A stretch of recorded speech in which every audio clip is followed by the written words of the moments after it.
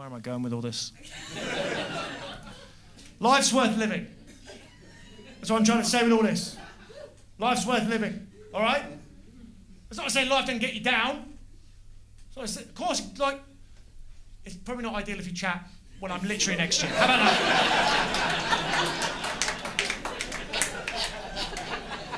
It's probably not ideal if I'm literally here. What are you talking about? You need a wee. Get that camera out of my face. Go. No, don't apologise. Go.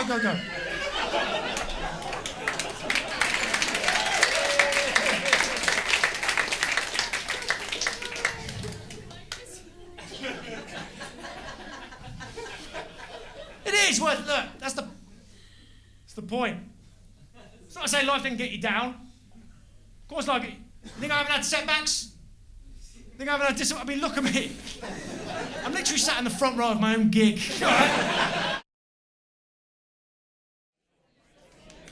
People of Bristol, put your hands together and welcome to the stage, Sean McLoughlin!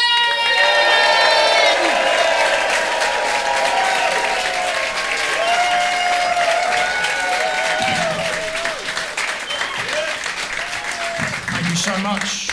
Round of applause from Mickey, who opened the show. How good was that? Well, thank you very much for coming. Bristol, what can I say? One of my favourite cities, genuinely in the world. I've always loved doing comedy here, because it's unreadable. Because who are you people? What is this place that is famous for Wallace and Gromit and slavery? What is going on? That's a hell of a Venn diagram, I don't know. I'm Sean McLoughlin. It is really good to be here. I mean, look, just to let you know straight off the bat, I'm not going to do any of the heavy shit tonight, okay? Like, we've had a lot of bad years in this country. The last couple of years, we've lost a lot. I'm not going to talk about any of that because, frankly, I don't think comedians should be talking about it. I'm not ready to laugh yet, okay? I'm not ready. We've lost a lot in this country. We've lost a Top Shop, gone. All right? Debenhams, gone. Yet somehow, against all odds, W.H. Smith hangs in there. I mean, what is the fucking hold-up on this bankruptcy? What needs to happen for this cockroach to die? It's the worst shop in Britain, isn't it, W.H. Smith? It's got to be the worst shop in Britain. I don't know about you, I only go in there if I need a private place to fart. Right, I hate it. Hate W.H. Smith, I hate everything about it. Hate the colour scheme, it's all blue, it's like you're being waterboarded. I hate the staff, they're all ugly. Can we admit this? They're all ugly, something's going on.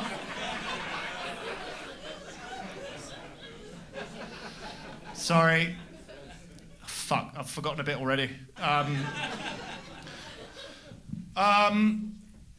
Does anyone here work for W.H. Smith? Stand-up comedy, can I just say, it really is as hard as I make it look. I hope you appreciate that. It really is. No, it is good to be here. 15 years I've been a comedian this year, 15 years. I celebrate 15 years as a comedian, 15 years. And I'm proud of that, I am proud of that. Do you know what I'm most proud of? I never sold out. I'm proud of that, never sold out. I don't even mean artistically, I've literally never sold out a gig in my life. And I don't plan to, because I'm not a corporate shill like your other comedians. I stick it to the man. I don't let them get to me. I don't. Like, for example, this bucket. Now, I brought a bucket on stage. That's pretty unusual for a comedian. But let me tell you something. You just say, oh, you've got one. Listen, fuck it. Just to let you know, if you're watching at home, there are meth heads in the audience. Lower your expectations accordingly. Listen, because I stick it to the man. I don't let the man in. I don't even use the internet. I don't let the big tech companies know me. Like, they think they know me. Google, they think they know me. You know, they know all of you. They've got profiles of everyone in this room based on what you type in, but Google don't know me. Because what they don't realise is I spend an hour every morning feeding them false information about myself. It's the only way to win in this life. Every time I have a genuine question I need to ask Google, I ask 5 buffer questions I have absolutely no interest in, just to put those sluts off the set, right? It's not an easy life, but I do it. I do it for you. I sit down in the morning and whereabouts in France was Napoleon born? Can you visit Napoleon's childhood home on Corsica? Vegetarian restaurants near Napoleon's childhood home. Then I get down to it. Do turtles come? Images. It's the only way to stick it to the man. And you've got to stick it to the man in life. You've got to stick it. And Google are the man. Make no mistake. Google are the... Here's how I view it. If Google was a bloke, he would be in prison. If Google wasn't a faceless corporation, if it was Nigel Google down the bar, finishing all your sentences for you, taking pictures of your house from space, fuck off, Nige. How are you getting away with this? You don't even pay your taxes, man.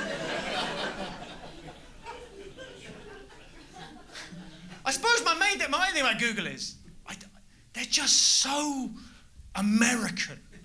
Do you know what I mean? They're like the ultimate American company. Because nothing's ever enough for America.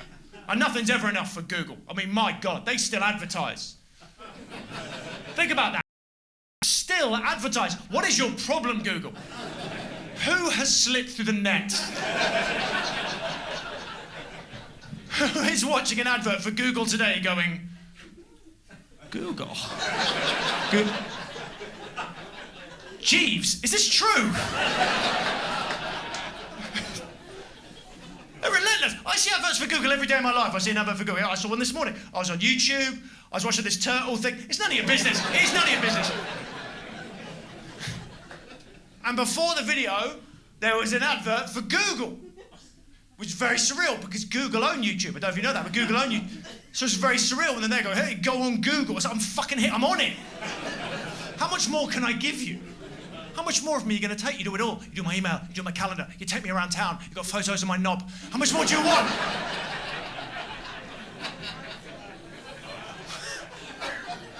But that's America. That's America. Nothing's ever enough for America. There is an American flag on the moon. There is an American flag on the moon. If there's one thing in life that can't be claimed, surely it's the moon. But no, moon's American. Makes sense. Of course the moon's American. It's white. It's round. It's inexplicably involved in women's reproductive organs. It makes sense.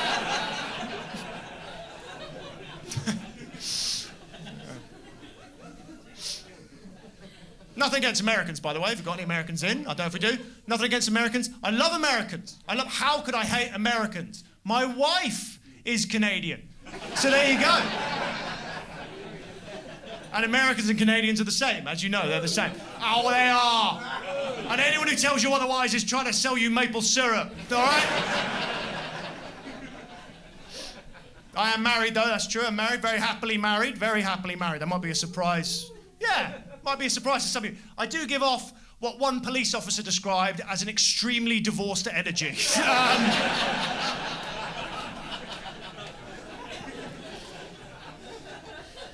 But I love her. I fucking love my wife so much. This is stand-up comedy. I don't want to get too cornball. Genuinely, I'm going to be sad when she leaves me. Like, which she must. She must. Not because I'm a bad husband, but my wife is better than me. And if you're better than someone, you leave them. You agree with that? No. Hard no. For the people that there's a lot of wives and girlfriends in the room going, what? Was that an option? Yeah, it was. I don't think that's a controversial statement. If you're better than someone, you leave them. I've had ex-girlfriends in the past. They left me. They were better than me. My last girlfriend before I met my wife, I left. I was better than her. No, it's really hard talking about people in that way, but she's the worst person who ever lived. I am better than that. Like I would describe my ex-girlfriend sort of morally, I would say she was Saddam Hussein, but if he really leaned into it. Like if he really... Like she used to say this a lot. She used to say, if you can't handle me at my worst, you don't deserve me at my best. Which, first of all, twat alert, missed it. That's such a shit phrase. I never got that phrase. If you can't handle me at my worst, you don't deserve me at my best. Because your worst and your best are linked. No one's that complicated, you know? We're all pretty simple at the end of the day. You know, no one's kicking puppies on a Tuesday, curing cancer on a Wednesday. You're all pretty...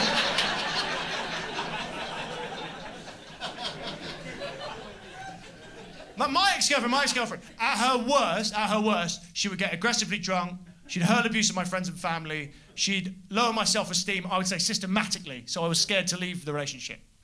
Yeah. At her best, she wouldn't. So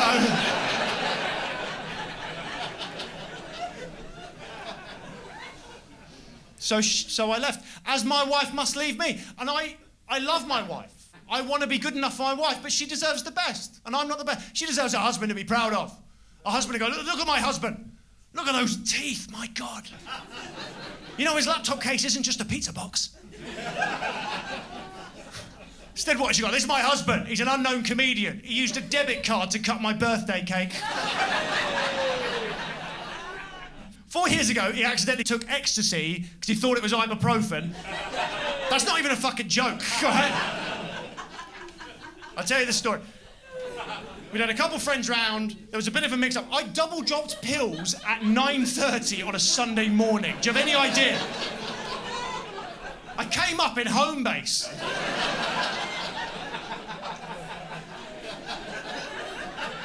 I was with my wife. She was like, "Are you okay?" I was like, "You have got to feel this gravel, baby." That's where I got the bucket. Anyway. Canada. Very appealing country, isn't it, Canada? Very appealing country, very romantic. I think I might move over there, that's the truth. I think I might move over there. I'm thinking of it. It's a great country. Do you know what? Because they got standards over there. They got standards in Canada. Like, I flew out of Ottawa International Airport a couple of Christmases ago. It was minus 30 degrees. Minus 30. And the planes were taking off. And the schools were open. And nothing was... If it got to minus 30 in this country, do you think the airports would still be fucking open? If it got to minus 30 in this country, the Prime Minister would go on the news to legalise cannibalism. Okay?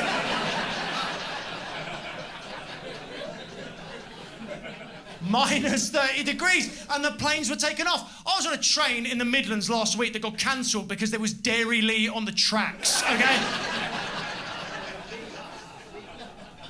We're losing our standards in this country. This used to be a great country. We're losing our way. I mean, do you agree with that? Yeah. We need to be more like the French. Do you agree with that? No one ever says yes. I did this show in Paris last month. Even they were like, I don't know, man. I don't know. I genuinely love the French. I love that everything I've ever wanted to be is a French person. I say that sincerely, with all my heart. They're thoughtful. They're philosophical. They drink red wine to numb the gonorrhea. Ooh la la. And as soon as things get even a little bit difficult, they just fucking quit. I mean, God, don't you wish you had that in your locker as an English person? And I'm not saying that to be cheap, by the way. The French are rebels. They're revolutionaries. It's in their blood. It's in their history. We don't know how to quit. We don't know how to quit. I hear English people say this a lot. I've never quit anything in my life. People say that here. I've never quit anything in my life. They say it like it isn't the most psychopathic thing that a human being can say. You never quit anything. I've never quit anything. I finished every meal I've ever started. I've still got all my shares in Woolworths. God save the king.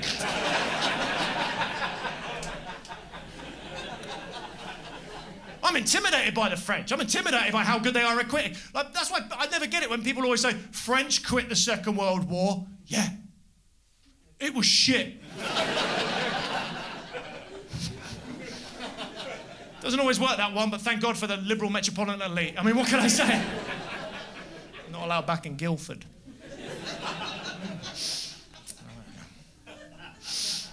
I'm not saying this to be inflammatory, by the way. I'm not saying this to be inflammatory. I worry about us. I worry because the future's not about us. The future's not about Britain. It's not about France. It's not about Canada. It's not even about America. This is the century of China and India These are the two superpowers of the new age. And I don't think we stand a chance against these countries. I don't think we do. Their standards are way too high. Especially China. Give me a cheer if you remember the 2008 Beijing Olympics. Give me a cheer. Do you remember the opening ceremony? Do you remember the most incredible thing anyone had ever seen in their lives? Honestly, if you think this has been good, you wait till you go home and you watch that, okay? I am talking 5,000 soldiers doing flips at the same time. People running upside down, in the air, no wire. Women giving birth on stage to babies that were already dressed and knew the choreography. It was astonishing. And every newspaper in Britain the next day had the same question. How did they do that?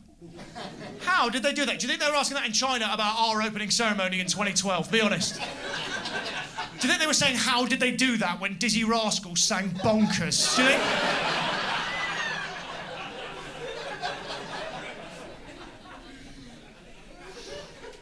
Change is coming. It's going to be hard for us. It's going to be hard for us in the UK in particular, I think. Because for all our lives, no matter how old you are, America has been the superpower. They've been the super... And we had a pretty good deal with America, all things considered. We had a pretty good... Yes, they were aggressive. They ran their culture down our throat. They wouldn't shut up about it. We're America. We'll put a flag on the moon. We'll put a Starbucks in your nan. You know...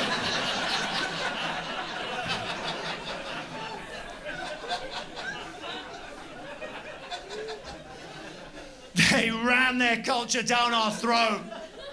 But the inconvenient truth was always this. They had a big old army that killed our enemies. I mean, that was the whole deal, wasn't it? That was the whole arrangement. Just keep me safe. I'll keep pretending Tom Cruise is attractive. Come on! But now who knows what the deal's going to be with China? It's different culture, different way of life. Different country. I mean, even Tom Cruise, Hollywood, bow to China. All the Hollywood films now have to appeal to China first. I don't think that's a problem, by the way. But you know, the Chinese government, they vet the films. They edit the Hollywood films. Makes sense, of course. But it's a weird use of China's sudden wealth and power, don't you think? Influencing Hollywood after centuries of pulling themselves up. What are you going to do? You're going to close the sweatshops? You're going to bring in democracy? No. Let's make sure The Rock doesn't do anything gay. Just do that.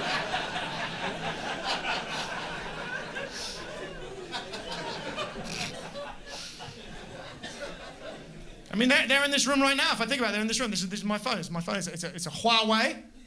Huawei, best phone I've ever had this. Best phone I've ever had. Chinese government phone, Chinese state phone. But, you know, I do live my life as if, you know, someone's probably listening.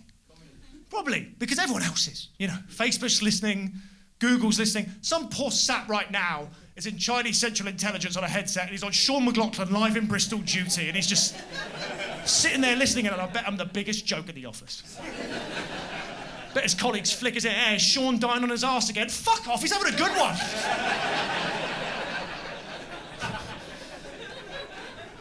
No, it's a big night for him. He's a bit nervous. Mixed crowd in terms of age and ability. No offence. He's making it work. I do it for you, Wong. I don't do it for them. I do it for you. You're there every gig, not these fucking Johnny-come-latelys.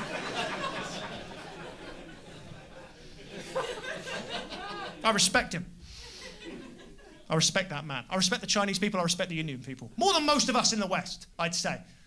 Because, and this is just my opinion, I think these are two countries that in many ways we patronised. For years and years we patronised these people. We sort of viewed them as more inherently mystical or spiritual, just because they were poor. We did. We sent them our gap year students. And they would come back and be like, oh my God, these people are incredible. They don't need money over there. Their religions, they have such a connection to the earth. They don't need money. I was in a Taoist temple in Shanghai. I studied with monks in Tibet. I went to India, I meditated. They don't need money. The shoe is on the other foot now, ladies and gentlemen. Because in 20 or 30 years, these countries, they're going to be so much richer than us that we're going to be getting hordes of their gap year students coming here to learn the ancient cosmic secrets of the fucking Church of England. All right? And it is going to be humiliating. There's going to be 21-year-olds in Beijing with mullet haircuts, bulldog tattoos, fresh off the flight, going, oh my God, I just got back from England, it was amazing. I was living with a vicar in Basildon, he changed my life. Look at you like, you don't even know what a custard cream is, do you? This, slush puppy maker, big part of their culture, actually. Oh, they need money. Watch Antiques Roadshow, maybe you learn something.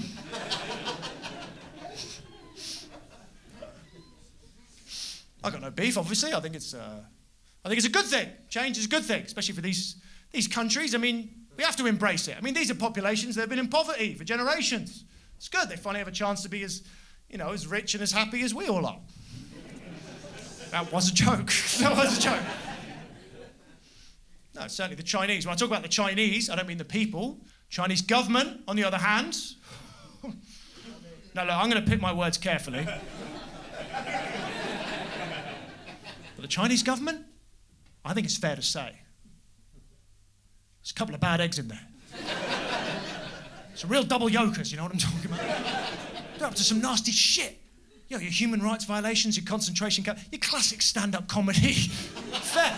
And I don't know if you remember this, but at the beginning of this year, Beijing had the Winter Olympics. We gave Beijing the Winter Olympics, and the rest of the Western world gathered together in January of this year, and they said, right, we've given Beijing the Winter Olympics, but we can't let this government run roughshod over their own people. We're the West. We're the best thing that ever happened to this civilization, and we need to make a point. No, we're not going to invade them, all right? We need the money. So what we're going to do is... No, it's better. What we're going to do is, we're not going to send any diplomats to the Winter Olympics. I mean, you remember that speech, don't you, from Churchill? We'll fight them on the beaches, we'll fight them on the streets, we'll never surrender. And if that doesn't work, we're actually not going to show up to your ski jumps, okay?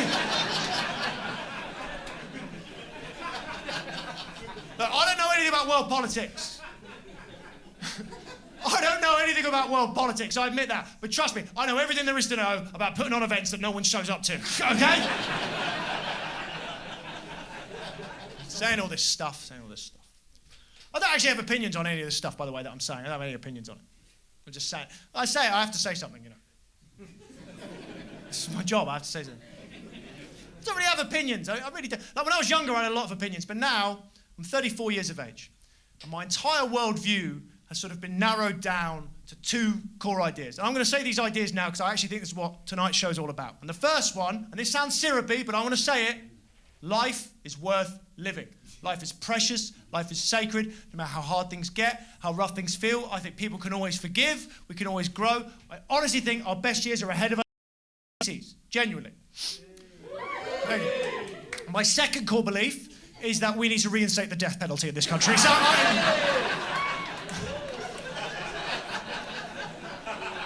I guess I'm a complicated guy, I guess.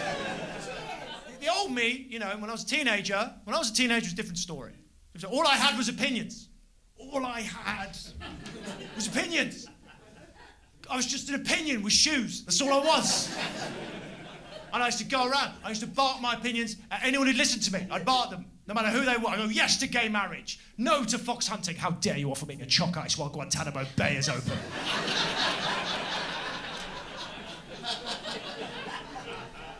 Because I was a rebel. You see, I was a revolutionary. You know, I wanted to change the world like a lot of teenagers. I thought that's what I was put on this earth to do. I had the spirit of Che Guevara. I had the body of Jar Jar Binks. I was the complete package.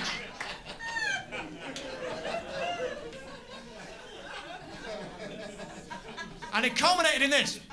When I was 15, right? This is what I'm about to tell you is the most embarrassing thing that ever happened to me. I've never talked about this on stage in 15 years. Because I've always been too embarrassed. What I'm about to tell you is the most embarrassing thing that has ever happened to me, and no one's got a cavity search in TGI Fridays, Guildford, don't ask. When I was 15, please hear me out, I genuinely ran for office to try and become the Brighton and Hove representative in the UK Youth Parliament. It's quite a sad thing I just told you. Just to give you some more tragic context, I wasn't even a virgin at the time, okay? By 15, I was actually widely considered one of the best fingerers in the county, okay? No, genuinely, I had a girlfriend. I didn't need to do any of this stuff. And she didn't get it either. She was like, why are you doing all this politics shit? I was like, babe, I get it. You don't want to be another Jackie Kennedy. I won't let them get to us, okay? But I'm not joking. For 6 months of my 15th year, I turned up to school every day. I was like a little Bill Clinton, running for office. Hair on a side parting. I'd kiss any baby that'd have me. You know, started wearing Lynx Phoenix instead of Lynx Africa. It's more presidential. Prove me wrong. And the centerpiece of my campaign was this. The centerpiece of my campaign was I had to deliver my manifesto to my entire school, 1,800 people. I had to deliver my manifesto. Now, let me tell you, I did not go to a private school. You know, we weren't really used to students standing up, talking about the issues of the day. What we were more used to was men from the council standing up and telling us why there were so many dead dogs on the playgrounds, okay? But I went out there and I delivered my manifesto. And it was radical, yes, but personal, yeah? Number one, end the war in Iraq. Yeah. Red line for me. Number two, lower the age of consent. Now, I did get pushback on that. I got pushback on that. The focus groups let you down sometimes. It's not a perfect system, democracy.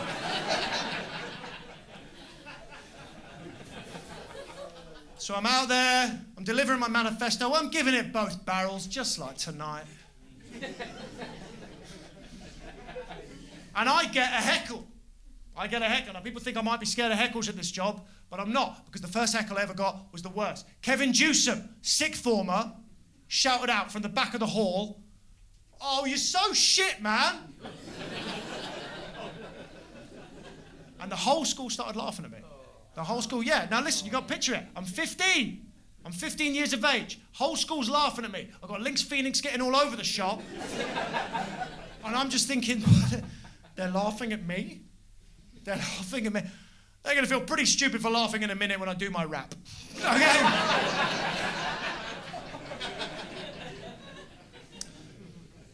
I'm Sean McLoughlin, and I'm here to say, you got to get them kids out Guantanamo Bay. I'm not an idiot, like I know how it works. And if she's 15, turn the other way. It's not a perfect system. Democracy's a flawed system.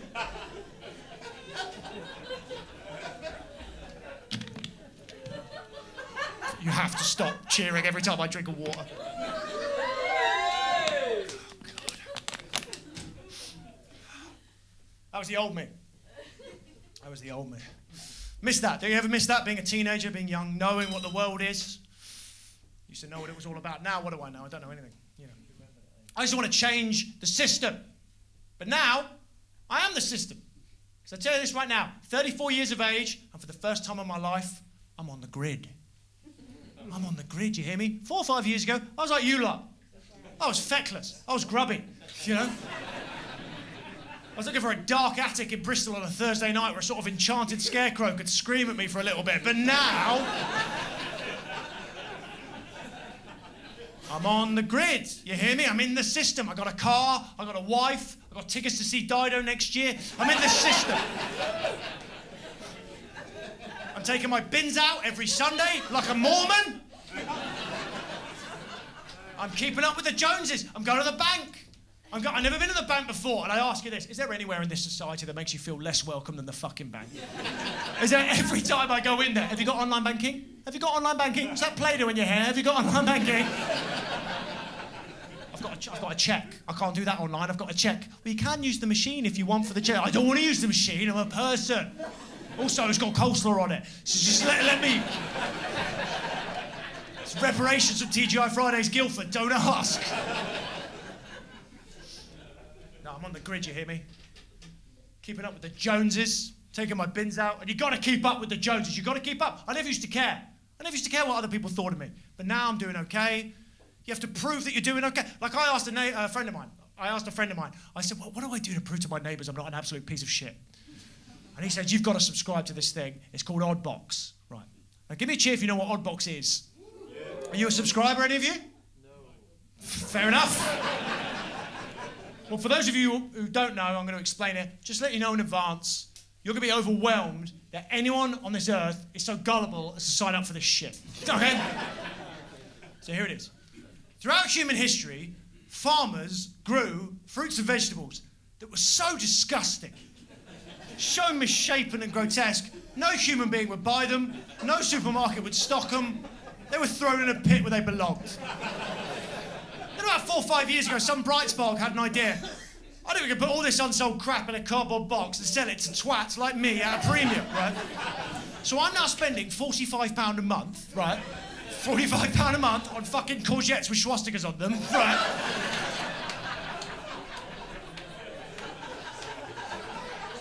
Onions that are anti-Semitic when I cut into. I don't know what to do. I'm trapped.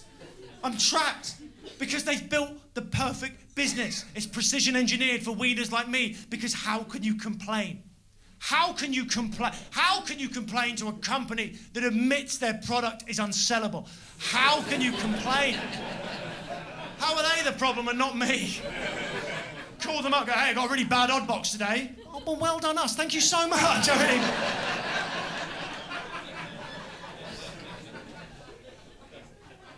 I'm on the grid, taking my bins out every Sunday. And I fucking hate taking my bins out. I hate taking my bins out. Yeah, I do. Because every Sunday I take my bin out, my neighbour, he takes his bin out at the exact same time. Des. Oh.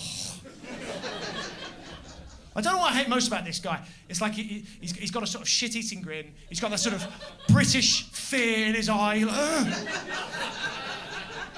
you know what I mean? He does this a lot. He does this. He goes, what? Well, it's a thing that I think particularly English males seem to do this a lot. They just go, oh, another weekend gone. What? What is that? I've been trying to figure out what that means. I think I figured it out. I think it means, used to have an empire, now I'm scared of sex. I think it's that.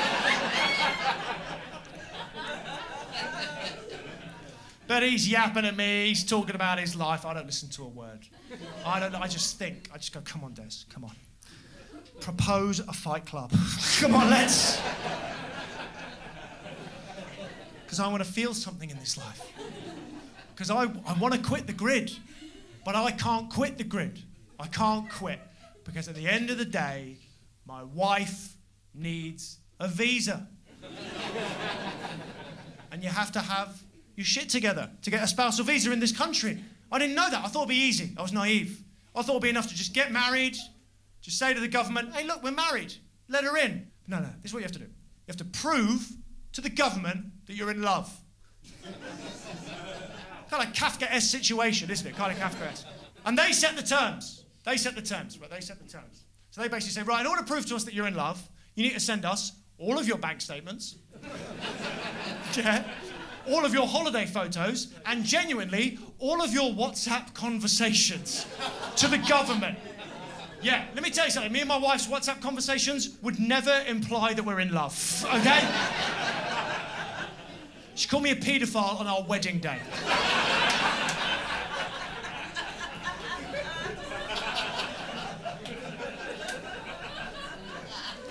It is relentless, it is bureaucratic, form after form after form, 10 grand in the hole, and they tear you apart. They tear you apart. It's the most invasive thing that's ever happened to me, and I almost got a cavity search at Alton Towers, don't ask, okay? And here's the thing, right, and actually, I would like to ask you something about it. Has anyone here ever gone through this? Anyone here ever tried to get a spousal visa? Oh, you have. Hi. What's your name? Vic. Vic, how you doing, Vic? Were you the Brit? I'm Brit. He's the American. He's the American. Hey, how you doing? What's your name, sir? Tim. Good to have you, Tim. Tim and Vic.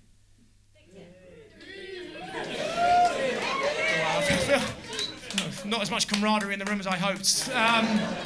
And so you were the Brit, because there's a bit in this. I always have to ask people, because people don't believe me when I say this. Did you have to write love letters to the government? Did we? I thought I was being fobbed off. Like, genuinely, people don't believe this. As the Brit, as the native, I had to write, effectively, a series of love letters to the government about how much I love my wife. About how much I need it. I basically prove it wasn't a sham marriage with the written word, yeah? My wife, she was very worried about this part. She kept saying to me, Sean, just don't mess around on this. Just follow the template that they've given. And I was like, babe, the template's in the bin, okay? I'm an artist. I think I know how to write about love. Look, I don't know about you, Vic, but I think love's about what you don't say. So you give me the same look that she gets. Like, you know what I mean, though. It's complicated love. It's complicated feelings. You know, it's a grey area. It's reading between the lines, the way Hemingway wrote it. Right, look. I've got my letter to the government right here. I'm going to read it to you now. Sums up everything I feel about my wife. Yeah, just to let you know in advance, there's not going to be a dry eye in the house. All right? All right. I write concerning my beloved.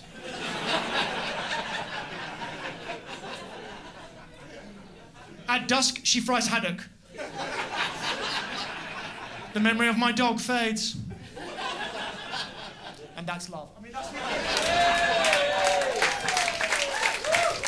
And if they can't see that's love, that's on them, that's not on me. Form after form after form. 10 grand it costs, 10 grand, just to apply. And they never tell you how well you're doing. And they don't give you the money back if you don't get in. It's not a deposit. And we never know how well we're doing. We never know. Our entire life, we could be torn apart by the bureaucracy at any point. And then finally, we get the call we've been waiting for, me and my wife. Meeting, me and her, with an immigration officer in Croydon. As if we haven't suffered enough.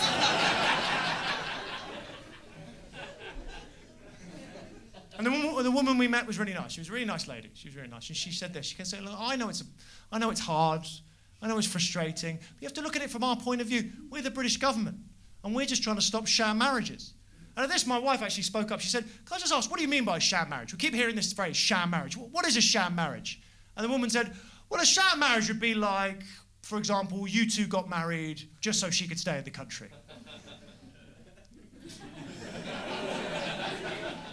So we're in a sham marriage. Like, I'm in a sham marriage. That is absolutely what we did. I'm in a sham marriage. How do you feel? I'm in a sham marriage. Is it weird now? I'm in a sham. Oh, fuck no. I forgot a bit. Yeah. Does anyone here work for the Home Office? Is anyone here? Because if you do, I've got two things to say to you. One, I love my wife, all right? I love my wife, and she likes me. The day I met my wife was the happiest day of my life, without exception, okay? And I once sat next to Ian Beale on a coach. It's all right? The love is real. The love is real. The marriage is a sham. Of course it is. Grow up. But the love is real. But the second thing I'd say to you is this. I don't think sham marriages are an issue.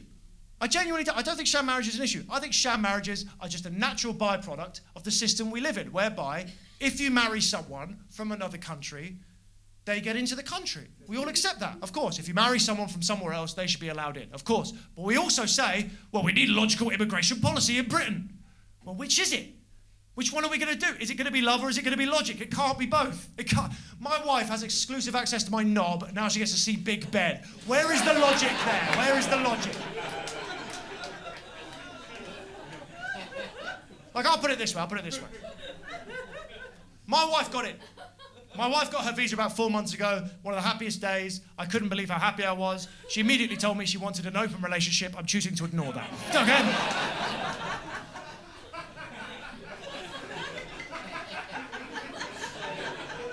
But I was happy because I love her. That's why I was happy. But if you want me to lose that love, if you want me to turn the love off, turn off that emotional side and look at us purely through logic, genuinely, I don't say this lightly, why should she get in? Why should she get in? I'd never say this in front of my wife, but genuinely, she brings nothing to this country. She brings nothing. She has no skills. She's not even particularly nice, if I'm honest. It's not like she's some Anglophile who loves our culture, but we're watching Peaky Blinders at the moment, right? She thinks it was set in the 1980s, so she doesn't get it. But she gets in. She gets in straight away. Why? Because we love each other. But you love each other, so she must get in, and that's really nice, but it's weird. You can't get into a nightclub because you're in love with someone in there, you know? And I've tried. You've got to let me in, mate. I'm in love with Fatboy Slim. We all want logic. We all want logic in this country, but the truth is there'll never be logic. There'll never be logic because we're emotional creatures and we run this show, and so it's chaos out there. And it is chaos out there, make no mistake. They sell matches in petrol stations. It's chaos out there. They don't even ask you what you're going to do with them. I'd ask, wouldn't you ask? I'd ask. You're not going to blow this whole place up right now, are you?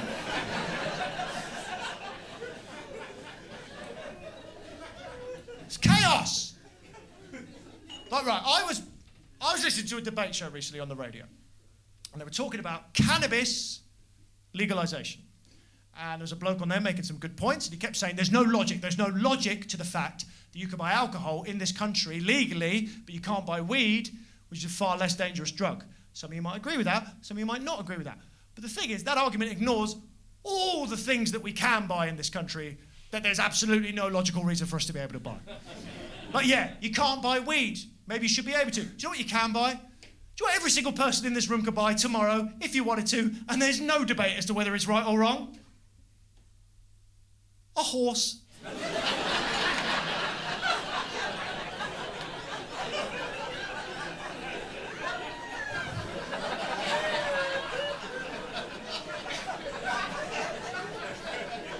You've taken that very well as an audience, I've got to say, you've taken that very well. You know what a horse is, right, fella? You know what a horse is? Massive furry van with no respect for human life, you know what a horse is? Stand behind it, kicks in the head, you're just dead instantly. And you can just buy one. Isn't that weird? Anyone could buy a horse. Anyone can buy a horse. Weed is cheaper, though. Pardon? Weed is a bit cheaper. Weed is a bit cheaper. Great moment for you to pop up, sir. Cheers. I mean, right, you think weed's cheaper? Oh, think about that. To be honest, look, you might not believe me, first of all, that you can just buy a horse. You probably don't believe me that you can just buy a horse. I didn't. I wrote this joke. I was like, come on, Sean. Come on, you can't just buy a horse. You've got to need land or permits or something like that. So I went on the RSPCA website, Royal Society for the Prevention of Cruelty to Animals. Right? And according to the RSPCA, not only can you genuinely just buy a horse, right? They fucking sell them. All right?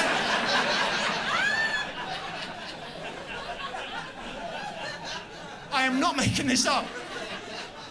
Do you know how much it costs to buy a horse at the RSPCA? Do you know how much it costs? £40. For a horse. Do you know what a horse is?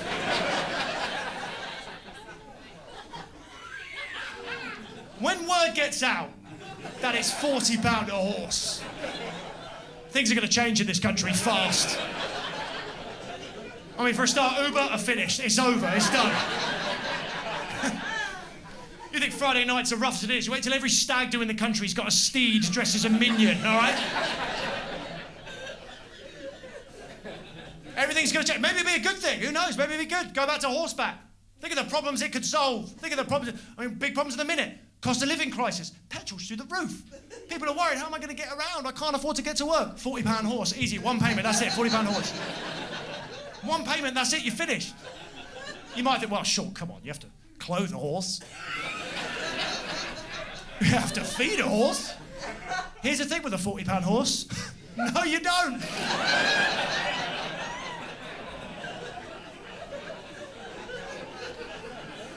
It's a £40 horse. It's a £40 horse. Just leave it at the side of the road. It's a piece of piss. It's like those scooters. What else are you going to do with it? We're all emotional. That's the point I'm trying to say. We're all emotional creatures. Yet we live in a society that only functions with rigid, unemotional systems. And that's a big problem for us, I think. That's a big problem. You know, it's a source of a lot of tension. Like, I think about the post office, the ultimate. Every time I've ever been into the post office has been for emotional reasons. And everyone who works in the post office is like everyone. I'm not saying that they are, but the system turns them into one. Like, I used to go in there a lot. My wife's from another country. I used to go in there, and one time I went there, I was in a pretty bad way. I'll be honest, even worse than tonight, if you can imagine. And I went in there, and they went, all right, what are you sending? And I went, I've got a package here for the woman I love. I've got a ribbon from her hair. I've got a ticket from our first date. And I've got 20 handwritten notes saying if she doesn't come back home and tell me this is going to be all right, I think I might actually kill myself. All right, weigh it.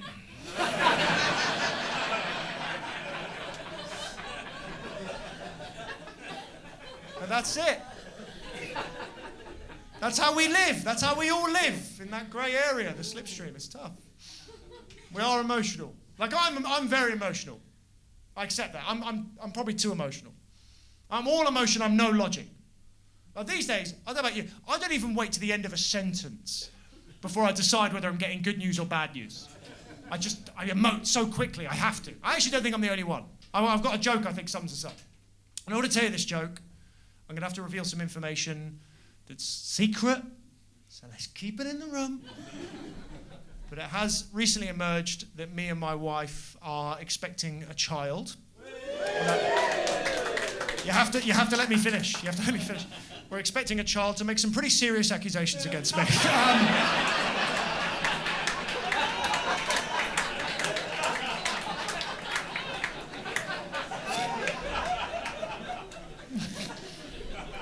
How do you think that went for you? How do you think that?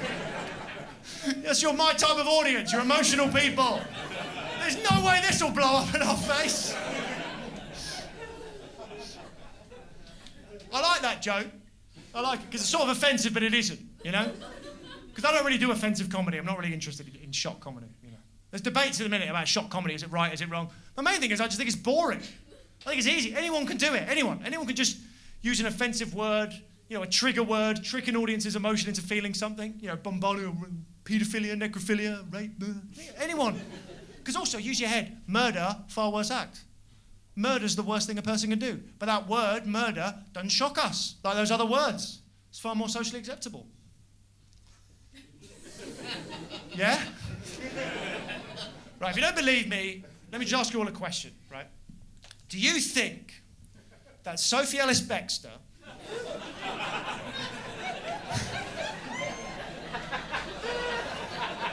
would have had anywhere near the level of success that she had if she'd released a single called Paedophilia on the Dance Floor? Like,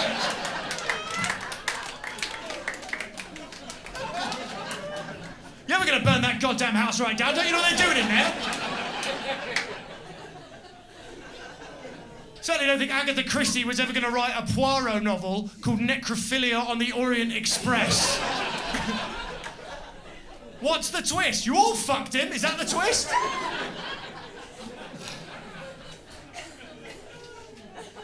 That's an example of a joke I wouldn't tell. Because I don't want to be part of this intensification of the language. The way we talk to each other now, way too intense. Way too intense. Like, especially online. Like, I'm not on social media, I don't know about any of you lot, but I'm off all social media for good. And when I say that, you know, I do have all my accounts. I post every day. But I can't live with how intense the language is on there. Particularly on Instagram, I have to say. I think it's the worst one in many ways. Now, I've got an observation about Instagram. Now, look, cards on the table. I worry this observation is at best lazy and at worst genuinely sexist. But do hear me out, because I said it to my wife, and she said, no, it's actually a pretty good observation. You should use it if you get a nice crowd. You're a lovely crowd. Do you mind if I try it? All right, cool. Right. Women, right?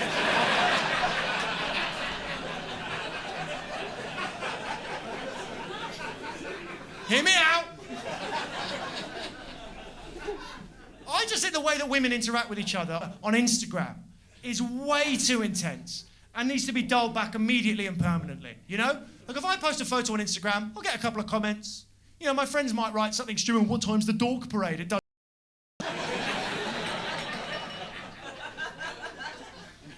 My wife posts a photo on Instagram, her friends react like we are living in an epic Greek tragedy, okay? She'll just post a normal photo of her just in a park, just Sunday. Her friends will say things like, once again, your beauty has rendered me speechless.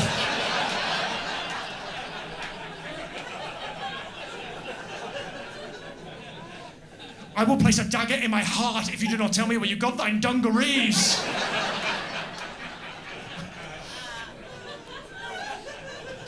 Surely only Zeus himself has enough fire emojis to do justice to your hair.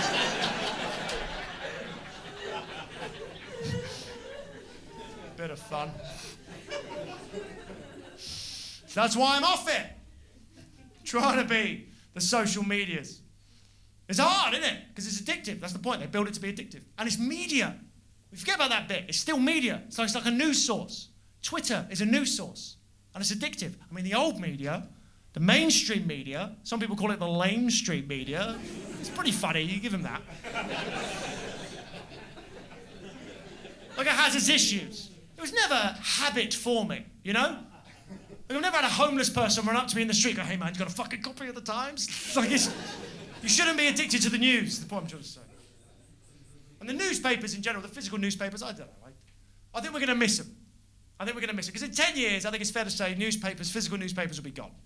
And I think of all the things in our era of life, newspapers are the one thing that are going to really blow future generations away.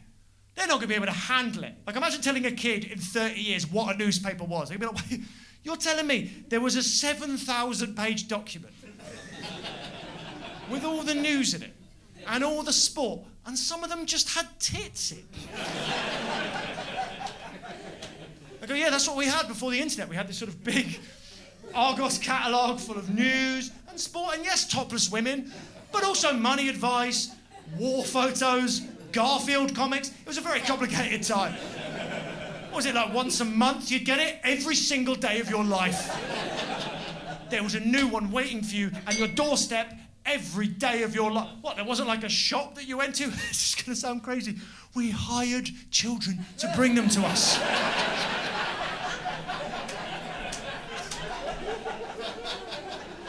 I don't know how any of it was legal, to be honest. We had massive, heavy bricks full of tits and images of war, and we summoned the children from their beds. Future generations are going to view paperboys the way that we view chimney sweeps. Let that one knock around in there for a bit. But even then, you know, I say that, you know, newspapers, everyone thinks newspapers were perfect, maybe. Newspapers weren't perfect. Of course they weren't. They still lied. They still had agendas. They were owned by people who tried to tell us things. That's why I always loved the BBC. I always loved the BBC. The good old British broadcasting... Because the BBC, right? The BBC was impartial. That was the point. Showed both sides of the story. These days, I don't know about you, I think the BBC's a bit too impartial. I think they're spooked. I think they're showing two sides of stories, but there are no two sides. I mean, there's still a right and a wrong in this world. You agree with that? There's still a right and a wrong? Yeah, of course. Like, I met a woman in Portsmouth recently. She ate sandwiches with a spoon. That's wrong.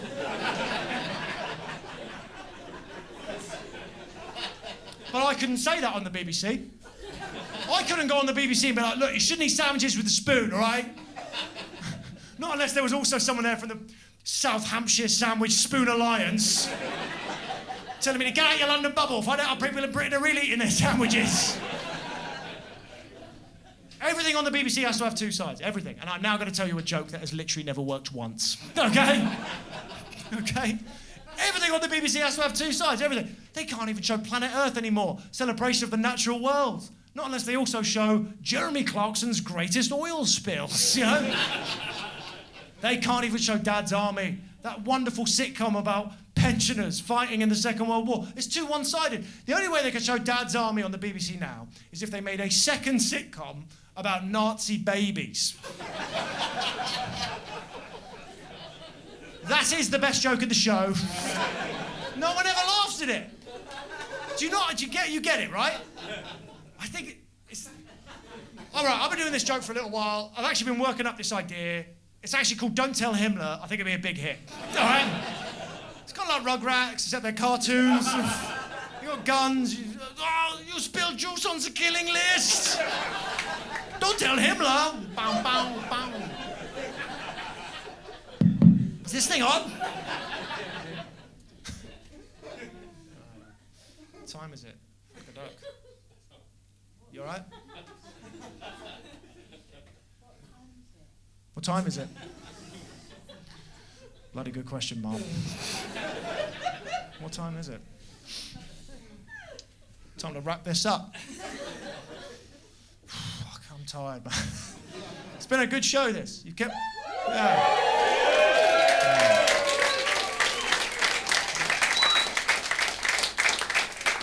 Is there no one sitting there, right? Can I sit there? Is that weird? Sit down. How you doing? Oh yeah, cheers. Feed the mic. Thanks, man. Oh. What a load off. How you doing? Is this all right? Is this weird? It's just nice to be part of a group, isn't it? Oh, it's nice, isn't it? It's nice in here. It's nice, yeah. I'm sat here now. I get why you've all been acting the way you have. I get it. You know. Ah!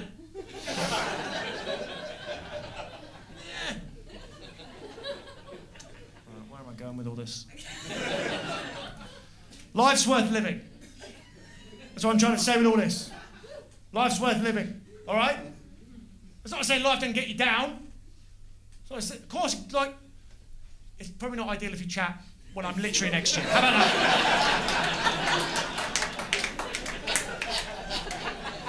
It's probably not ideal if I'm literally here.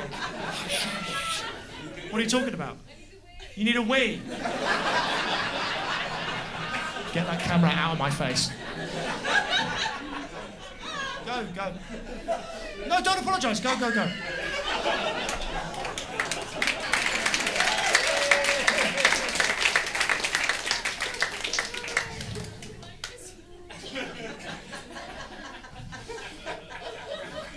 Anyone else need a wee? Genuinely, you need a... All right. Everybody needs a wee. Out now. You can go if you need it. How desperate are you? Are you sure? All right, great. Thank you. Does she actually need a wee, or is she not coming back? She does need a wee. Yeah, good. How are you? You enjoying the show? I notice you've kept your coat on the whole time. It hasn't filled me with much confidence. You never felt like... You always sort of were in two minds about staying. I appreciate that.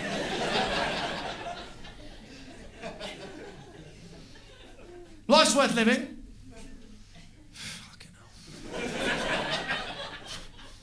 It is worth... Look, that's the point. It's not to say life didn't get you down. Of course, like... You think I haven't had setbacks? Think I haven't had I mean, look at me. I'm literally sat in the front row of my own gig.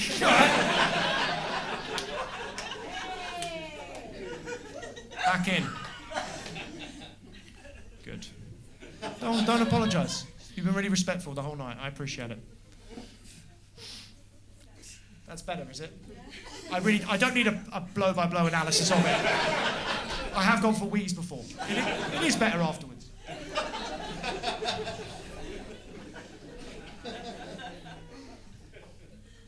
Do you think, I mean, life's worth living, that's the point I'm trying to make, you get that?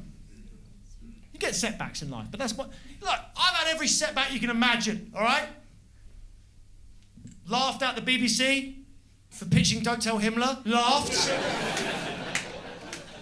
Losing the UK Youth Parliament election, I lost it. Joe, I lost it to Sarah Snedden. What? Your main policy was more water fountains. She didn't mention Iraq War once. I mean, that's a coward. That is a coward. When I found out she won, I couldn't believe it. I was like, what? Sarah Snedden? Didn't even know she went to school locally. Must be a pretty long commute, given she lives in Dick Cheney's pocket.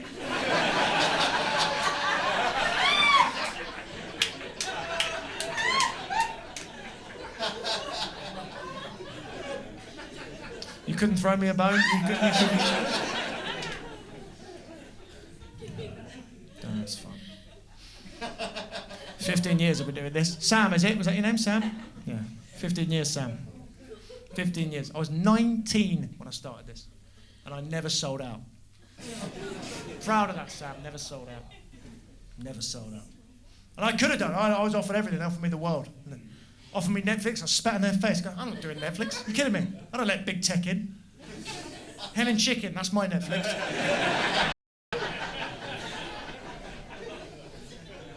Offer me Amazon Prime. Would you want to do something on Prime Video? No, I don't. Do you know why? Because I'm a fucking artist, okay?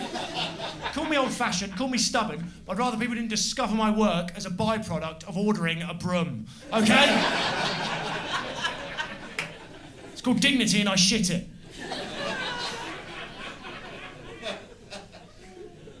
...19 when I started. How old are you, Sam? Do you mind me asking?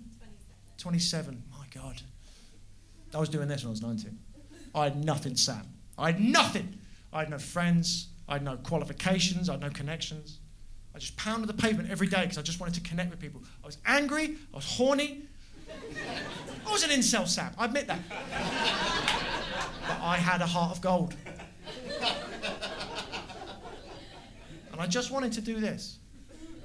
That's all I wanted to. I just wanted to connect with you people. I think that's what this show's actually about, the connection. That's what life's about. It's hard sometimes. I've never been that good at connecting with people. That's all I wanted to do was this. But I couldn't. For years, I had to work for the man in a call centre. I hated that job. I hated working for the man because I didn't want to do that. I didn't want to work in a call centre. I didn't want to say the same scripted words over and over again to bemuse strangers. You know, I want to... Thank you for laughing when they don't. It's so weird.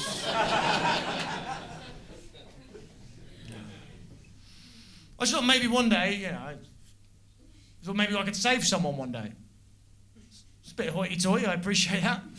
Pretty big, could save someone, but you know, art has saved me in the past. Comedy has saved me at my lowest points. I thought maybe I could save someone. Spoiler alert, 15 years in the game, I've never saved anyone. In fact, there's a bloke in Hereford I genuinely think I pushed over the edge.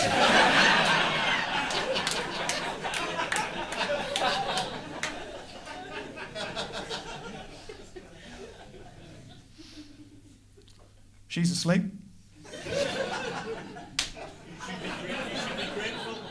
She what? She'd be grateful. Oh, I should be grateful. Yeah, I guess so.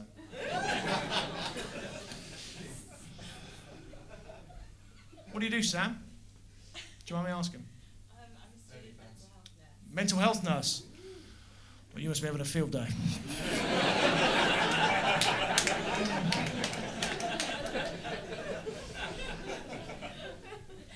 I'll wrap this up.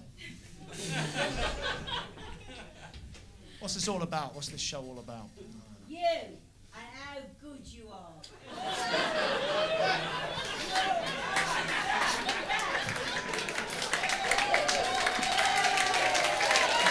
Let's.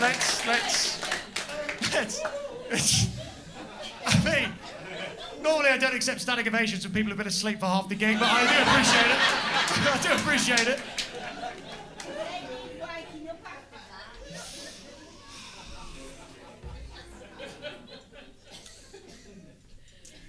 What do we know? I don't know. What do I know? What do I know? Shh. I love it. The audience is now policing itself. Do you think this happens for Michael McIntyre? Do you think when Michael McIntyre's recording his shows, he's got audience going, will you shut the fuck up? What was that, Michael? Flandraw? Was that fucking, you repeat that, Mike? We missed it. She's fucking bellowing next to me. Here's the point. What do I know? What do we know? What do we know? What do I know? I know I love my wife. That's all I know. I love my wife. Do you know how I know that? No one ever told me to love her. No one ever told me to love her. It's the only thing that's mine, you know? There was no billboard campaign. There was no hashtag. There was no algorithm pushing me that way. Rupert Murdoch didn't sit in an ivory tower, figure out a way, let's make him fall in love with her. There's no national backstory that pushed us a certain direction. We met, we fell in love, we got on, we fall apart. It's the same for all of us. All we've got is each other, unfortunately. Can you please get that?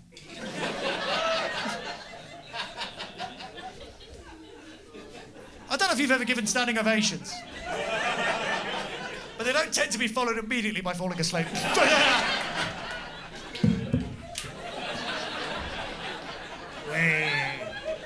Way, shorty boy!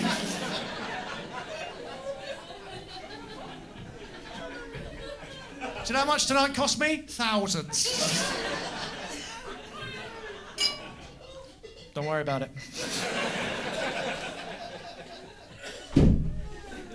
All we've got is each other. That's the truth. So let it all end. Let the sea levels rise. Let the nation states collapse. Let the banks crumble. I'll be fine. So I'll just be with my wife and our kids on a horse. He's dressed like Banana Man for some reason. Travelling through what used to be Canada. And because of global warming, the ground will be hard and infertile. It'll be a second Dust Bowl. And of an evening, we'll make a base camp, my wife will cook something, and I'll just throw another Wayne Rooney book on the fire.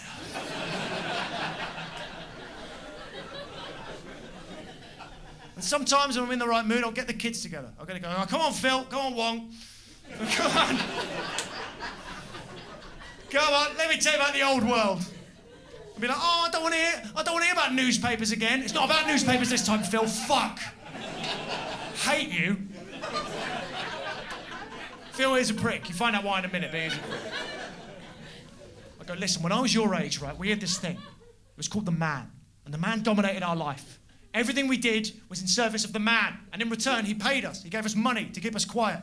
And we used that money to buy things you could never imagine. Cars, horses, pens, slush puppies, all the colours of the rainbow. Red, blue. We bought dog food. We bought flights to go around the world, meet new people, experience new cultures. But why would you go anywhere? Britain's for the British. Phil, you've got to wind it in, mate. You've got... So that's why. And then little Wong would be like, was it better in the old world, Daddy? Was it better in the old world? I'd be like, no, it wasn't better, Wong. It wasn't better. Because the man got too powerful. The man got too strong. He built countries and corporations and laws to keep us apart. Took away our creativity, took away our empathy, but I tell you the one thing you never took away from me, and that was my self-respect. Sorry, excuse me.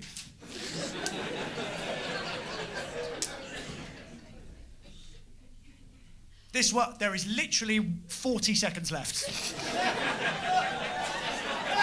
There is literally 40 seconds left. Pause it. Oh, we gotta pause it! Because fucking hipster Mario drank too much pale ale.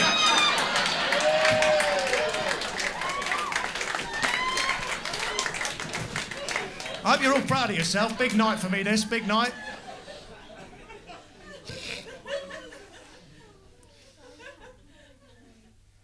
Little Wong.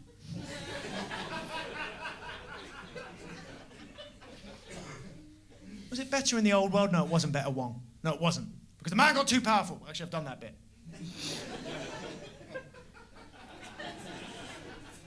All I ever needed...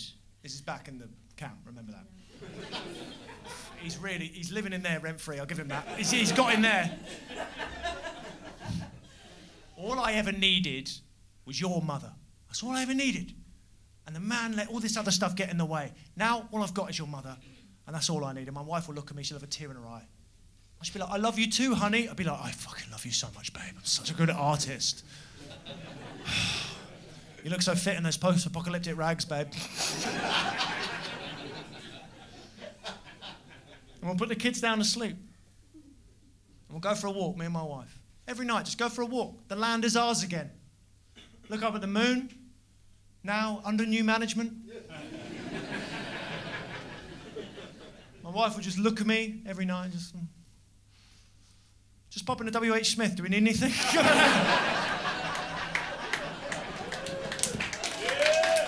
Hey, thank you so much for coming, guys. Hope you enjoyed it.